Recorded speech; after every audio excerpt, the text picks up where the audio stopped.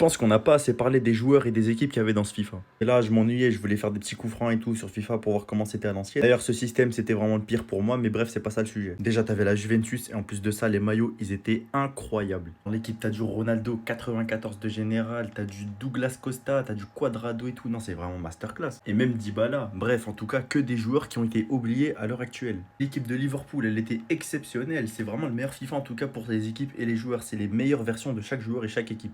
La seule exception, c'était le Real, mais on les pardonne parce qu'à chaque fois, ils nous présentaient des équipes incroyables. Et j'ai même pas en plus parlé du gameplay et tout, qui est vraiment exceptionnel pour un ancien FIFA. Ce FIFA-là, je trouve qu'il est vraiment ultra sous-coté. Personnellement, c'est un de mes préférés. Pour l'époque, en plus, les graphismes, ils étaient incroyables. T'avais des équipes incroyables, en vrai, que demander de plus. Il y a beaucoup de gens qui aiment pas ce FIFA et je comprends pas pourquoi, j'aimerais bien savoir ça. Et même, on imagine que le jeu il te plaît pas. Il y a Alex Hunter, c'est indéniable, ça a mis d'accord tout le monde. Le mode histoire de Alex Hunter, c'est l'une des meilleures inventions d'un jeu de foot. L'histoire de ce mode aussi qui est incroyable. Bref, j'ai pas besoin de raconter ce que c'est Alex Hunter, normalement tout le monde connaît ça en 2025.